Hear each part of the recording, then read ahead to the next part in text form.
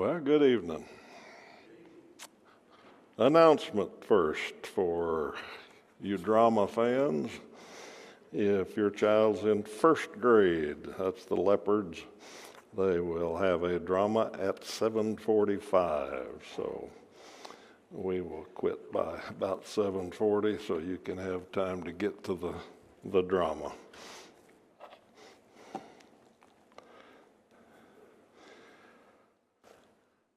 All right, we began a new class last week called Jesus and People. Just a little quick review about why we're doing this in case you were not here last week, and then we'll get into our topic of the evening. But we started off talking about the famous book, In His Steps, and the fact that it's a biblical concept. We are supposed to follow in Jesus' steps. 1 Peter 2:21 says that he left us an example so that we might follow in his steps. And 1 Corinthians 11:1, Paul said, you imitate me because I'm imitating Christ. So we are supposed to follow in Jesus' steps. And there's lots of ways to look at that, about what we're supposed to do and what we're supposed to imitate. But what we're doing in this class is looking at just one piece of that with the concept that dealing with people is sometimes the hardest part of life. We talked about what is the hardest part of life, and so a lot of times it's people. We deal with all kinds of people. May not be the biggest, hardest part of life for everybody. There are hermits. They don't have any problem with people. But in general, people are up there in the top couple of things that are hard in life. And what prompted this study was all of the different ways that Jesus dealt with people. I started noticing that once years ago and ended up doing a search through the Gospels to see how he dealt with people, and I found amazing things, or kind of odd things, if you will. Jesus had compassion on people, sometimes it said, but sometimes he chastised them. He chewed people out pretty good. Sometimes he ignored people. Sometimes he was kind of rude to people. Sometimes he welcomed people that you wouldn't expect him to welcome. There were all kinds of different ways that Jesus dealt with people. So once I got kind of interested in that, I went through the Gospels and wrote down every time Jesus dealt with somebody and then tried to categorize them. And I came up with at least these categories. There's a few other minor ones and some outliers, but he dealt with multitudes of people sometimes. He dealt with prospective followers, people that came up to him and said, I want to follow you. He had disciples, followed him all the time, and then he had a special group of apostles. He dealt with sick people, with downtrodden people. He had friends, he had family. He dealt with children. Had a lot of opponents that came at him with things. And toward the end, of course, he had those that persecuted him and crucified him. So how he dealt with all those is kind of interesting and might have some applications for how we deal with people. So that's what we're trying to do in this class. We finished up last time talking briefly about how Jesus dealt with God, how he spent time talking to him in prayer, how he always thanked God for all of the miracles and everything else that he was doing and receiving, and how he was very honest with God. He told God when he didn't want to do what God wanted him to do. So we talked about that a little bit. Tonight we start the first time where Jesus dealt with people, and we're tackling the multitudes. This one is probably, in some ways, the least of the applications that we might find in this class. because most of us don't deal with multitudes very often the way Jesus did. But I still think there's a few lessons in here, and we'll see if we can get through it tonight. We may have to lap over into next week, but because there's a lot in there. This is one of the bigger groups of categories that I found about how he dealt with multitudes. So we're going to do a lot of scripture. Put most of it on the screen, but you can look it up and check it in your own version, or write it down and check it when you get home. And what I want to start with first is just looking at what we mean when we say he dealt with multitudes, because I don't think we appreciate Jesus' world, how his 3 years of ministry actually were. All of the movies, either pretty true to the Bible or pretty fictional, that are made of Jesus' life, don't picture that a whole lot. They got a lot of him with the apostles and dealing with a few people, and we get to kind of thinking he sat around the campfire a lot with the 12 and talked about things. But read these verses that I picked out, and I think we'll see a whole different picture about Jesus' mode of operandus. Okay, so first let's do to Mark 3, verses 7 to 11. Jesus withdrew with his disciples to the sea, and a great crowd followed from Galilee and Judea and Jerusalem and Idumea and from beyond the Jordan and from around Tyre and Sidon. When the great crowd heard all that he was doing, they came to him. And he told his disciples to have a boat ready for him because of the crowd, lest they crush him, for he had healed many. So that all who had diseases pressed around him to touch him. And whenever the unclean spirits saw him, they fell down before him and cried out, "You are the Son of God." Okay. I don't know if you ever read that and just kind of picture that in your mind, but that was probably a pretty wild scene. Unclean spirits were coming out, sick were coming from everywhere. I don't know how many towns it lists there, but people came from all over. Jesus was a big attraction. They came from everywhere, not just to see him and hear him, but to get close enough to touch him and to be healed. All right, Mark chapter 3, another situation with multitudes. Starting in verse 20, it says, "Then he went home, and the crowd gathered again so that they could not even eat. And when his family heard it, they went out to seize him, for they were saying, 'He's out of his mind.'" Okay, Jesus had been with a multitude previous to this, and he got away from them, and he went home, but they gathered around him there. And there were so many people and so much going on, they couldn't even eat. He and the apostles were trying to take a lunch break, evidently, and they couldn't. The crowd just followed him wherever he went. And his family thought, this isn't right. You know, that he's completely taken over by these people following him. Okay, last one, Mark chapter 6. And this is another time when he got away from the crowd, which we'll talk about later, but they crossed over the sea. And it says, when they had crossed over, they came to land at Gennesaret and moored to the shore. And when they got out of the boat, the people immediately recognized him and ran about the whole region and began to bring the sick people on their beds to wherever they heard he was.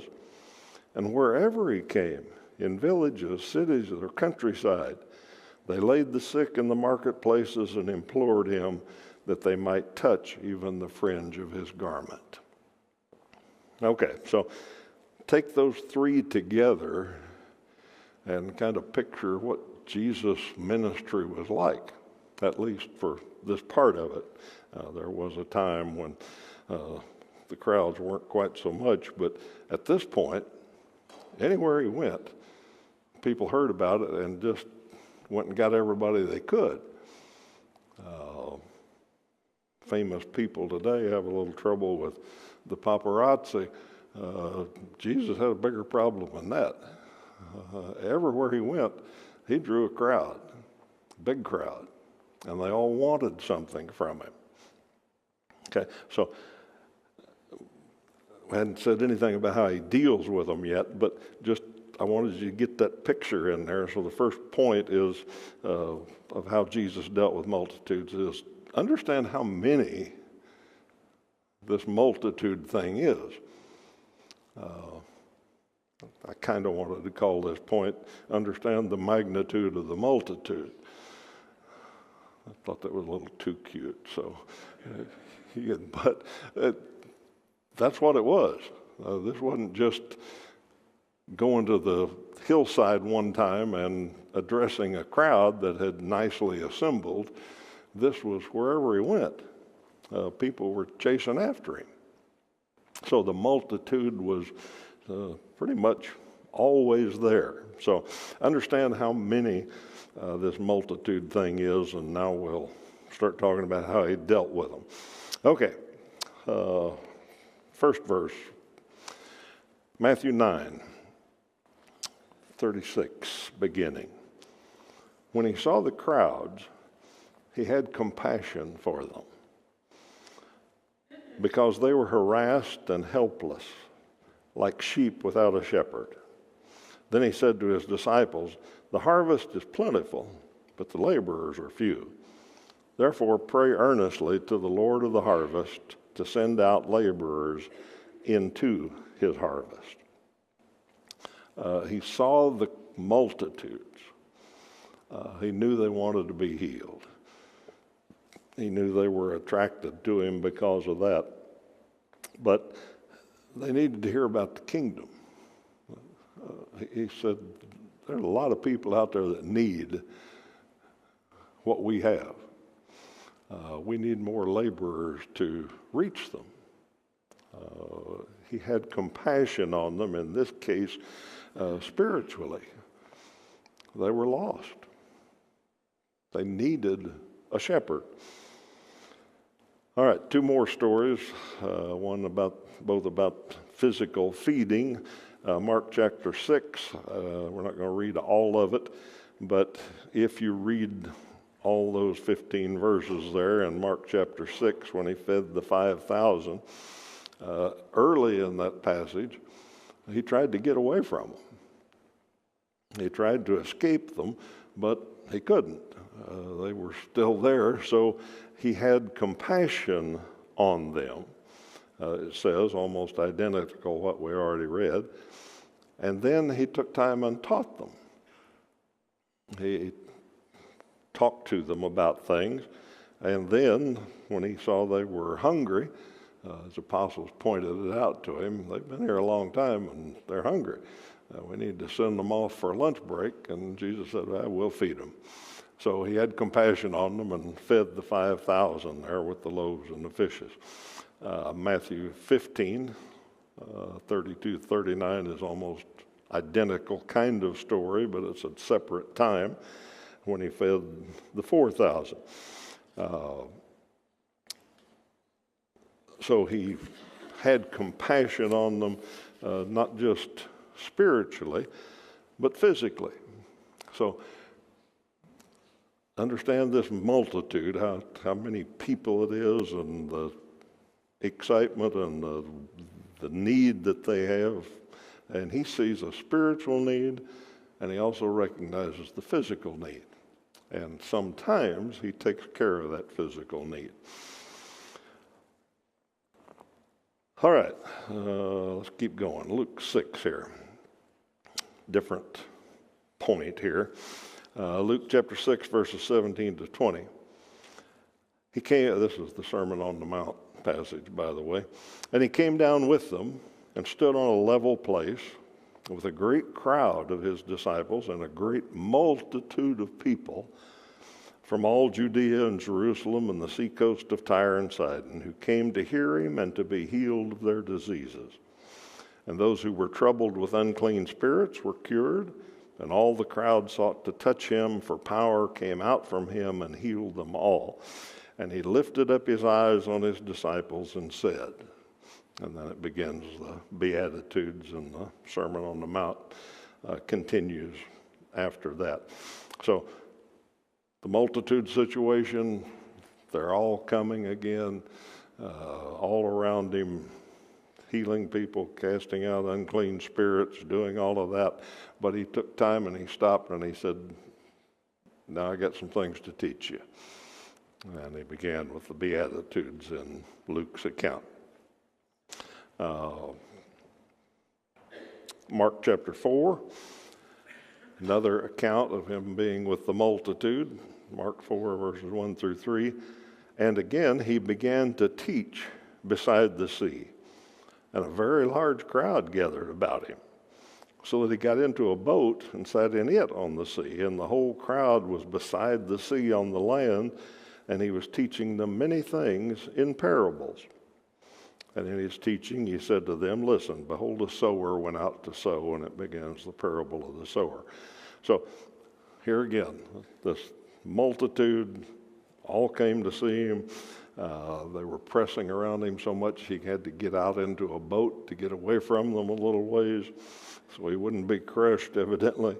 And the whole crowd came up to the water's edge, and he taught them many things in parables, which is, we'll come back to that later, but he taught them.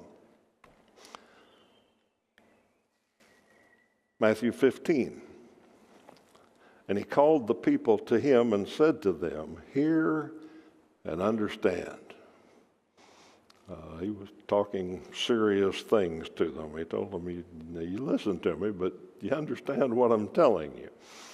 And then Luke 5 tells an interesting story. On one occasion, while the crowd was pressing in on him to hear the word of God, he was standing by the lake of Gennesaret, and he saw two boats by the lake.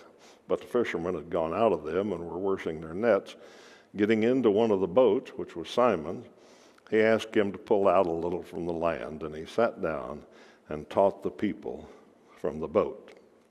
So another time he got in Peter's boat this time and taught the people. So, and bear in mind, these are not the only instances, but I thought were some of the clearest. So if we understand how many people were around and that he had compassion on them, both spiritual and physical, he took time to teach them. He taught them things many times in parables. It doesn't say all the time he did that, but I think he probably did all the time do some teaching. We're told of many opportunities that he took. So let's take just a minute and think about what he taught them. And this isn't our purpose this evening, but let's take a brief side road here and just think about, what did Jesus teach these people? What did he tell them? We've got the most complete account is the Sermon on the Mount, we call it.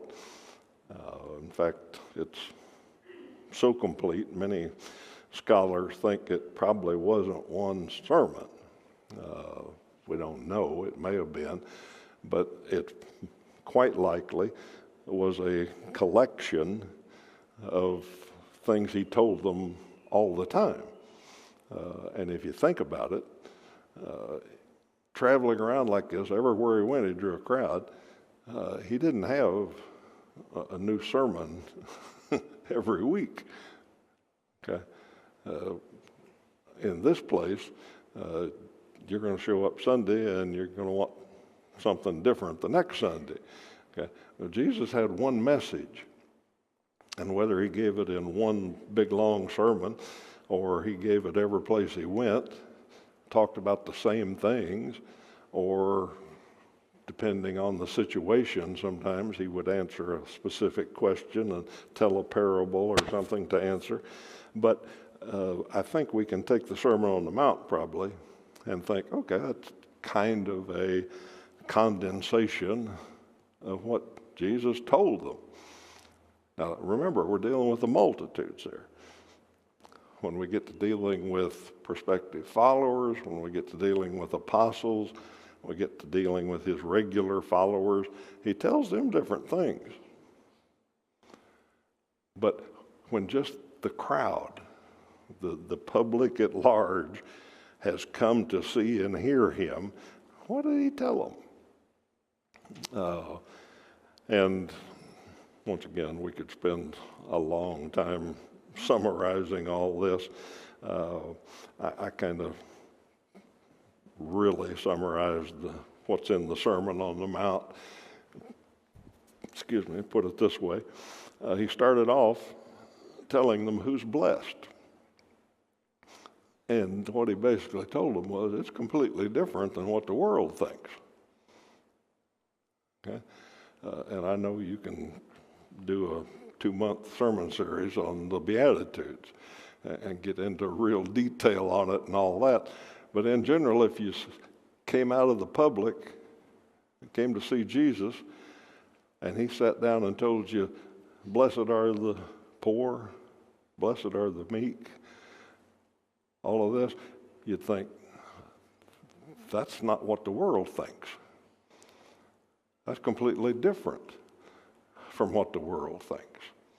So he told them that his people, the kingdom, the really blessed people in the world, are opposite of what the world. Then he told them that followers of his were salt and light. Okay? They make a difference in the world. And he talked more seriously about that when he was talking to the disciples and the apostles and all of that. But he told the crowds in general that people in the kingdom, my people, are different. They flavor the world. They preserve the world. They light the way for people. When he gets into talking about the law and murder and hate in your heart and adultery and lust in your heart, and he goes through all those different things.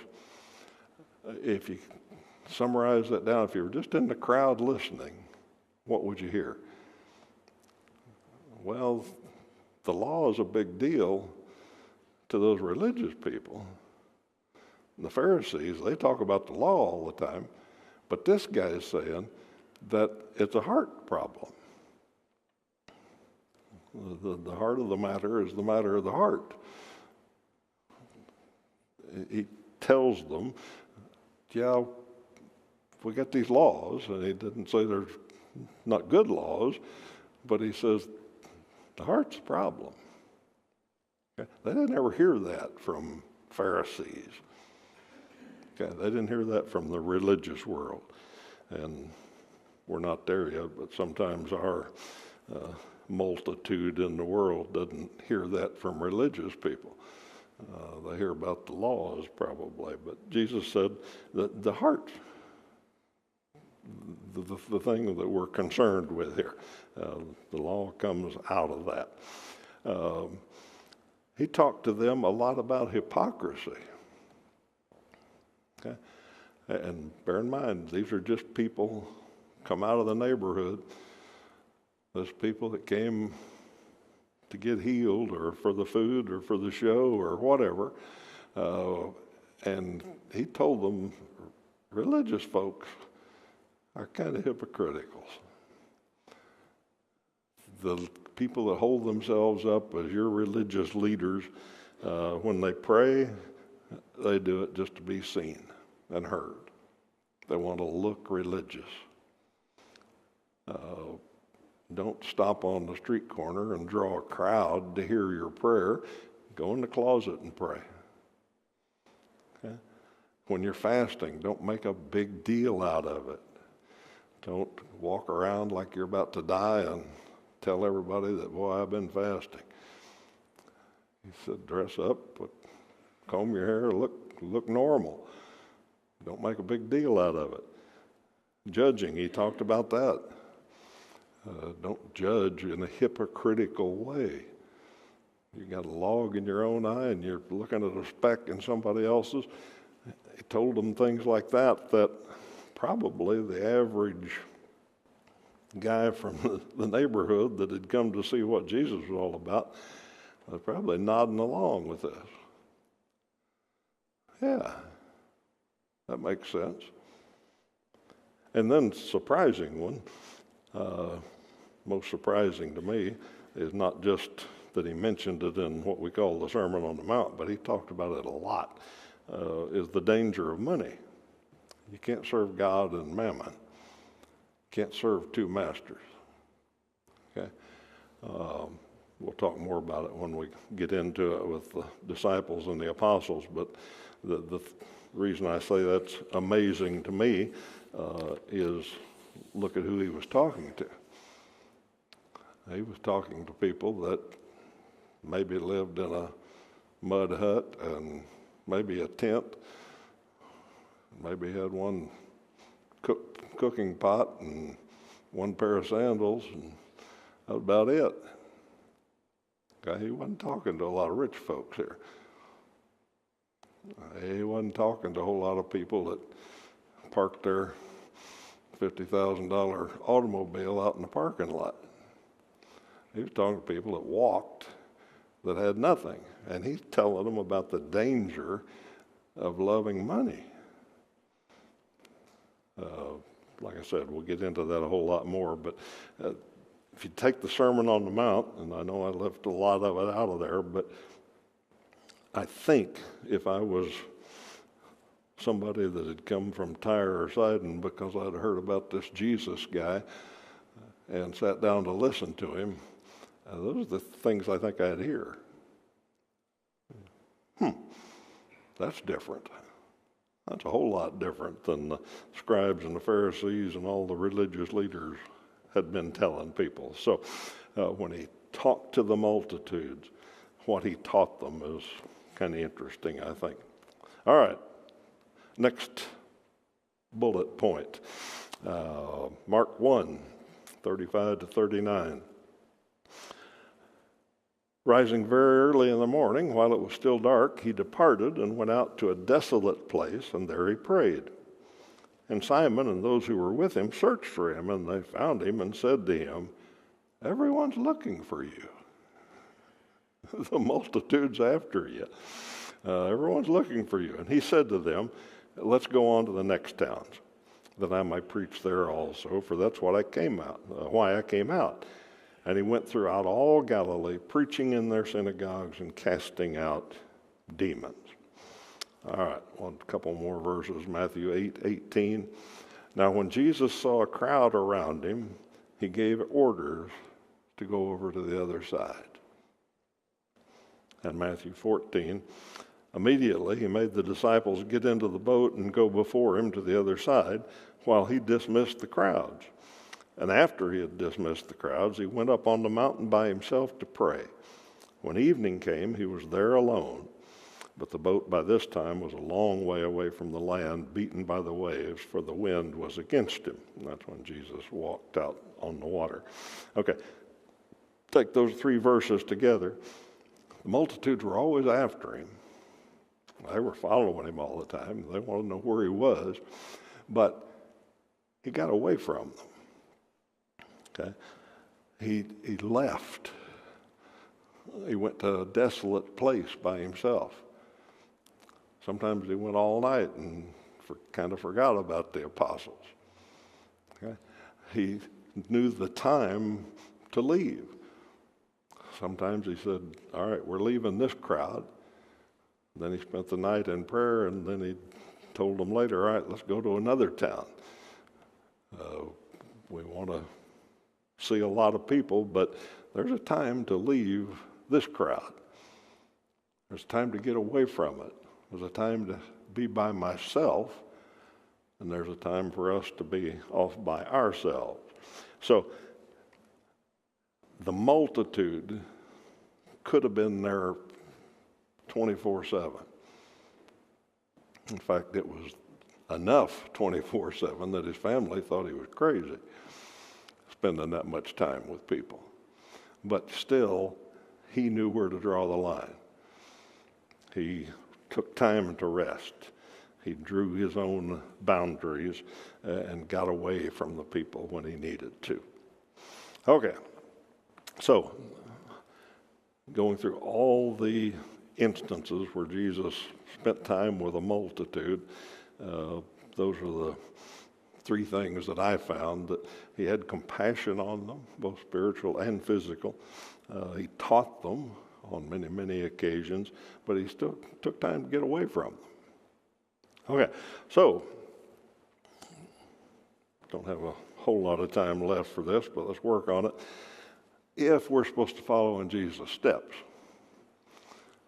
in 2026, what can we learn about dealing with multitudes?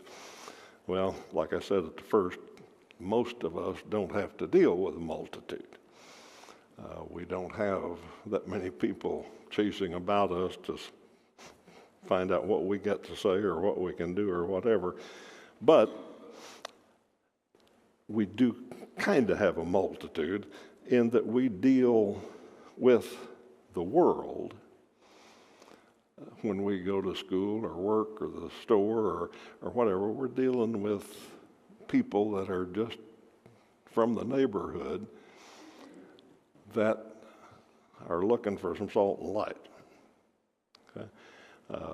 We probably could draw a picture that the closest thing we got to a multitude is our audience on the internet now, or our audience on Know Your Bible when it was on broadcast TV.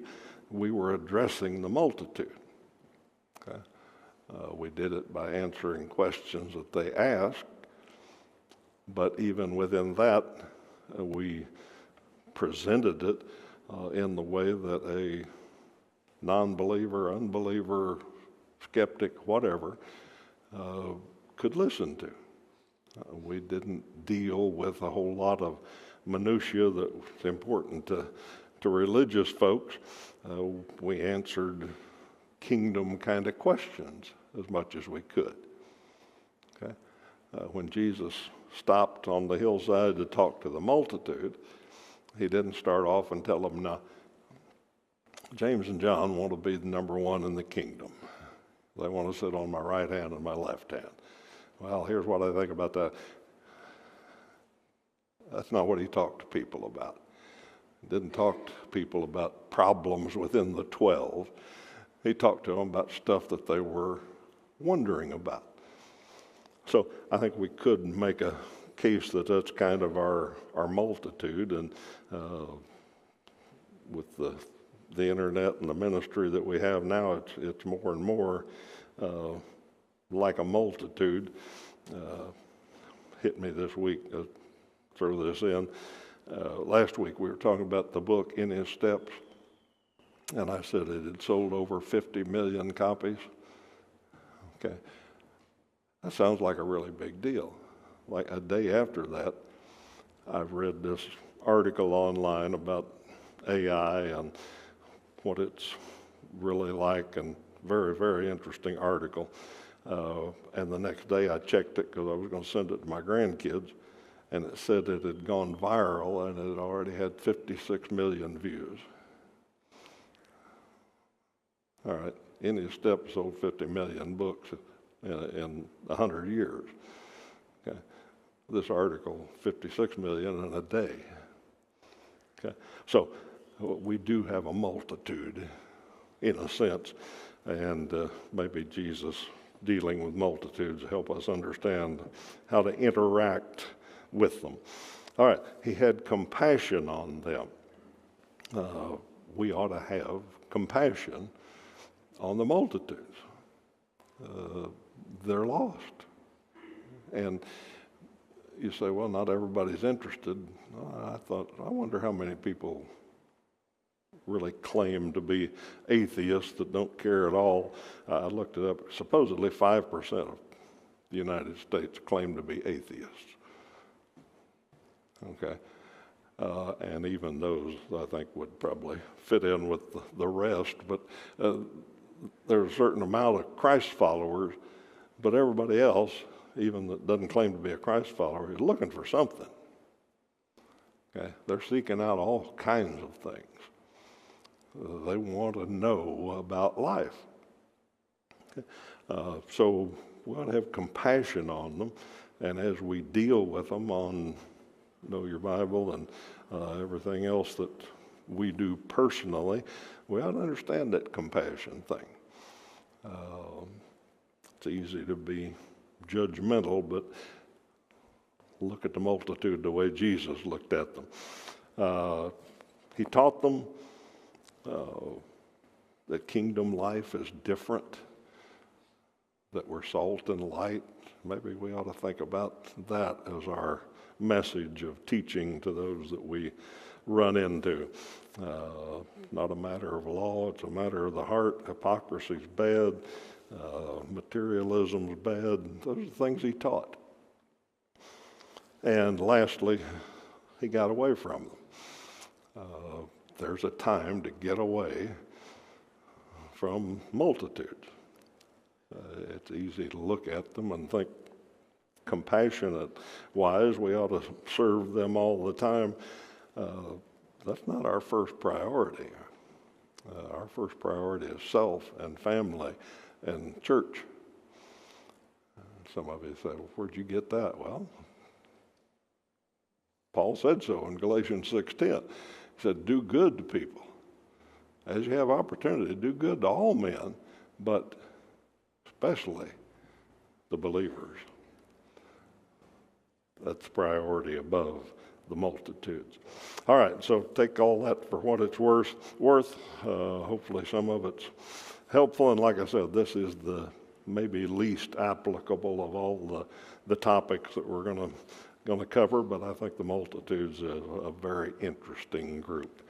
All right, next week we're going to run into some of the prospective followers that came up wanting to be a follower of Jesus. We'll see what he did with them. All right, it is almost time for the drama, so you are dismissed. Feel free to go to the drama or just mingle with the multitudes if you want.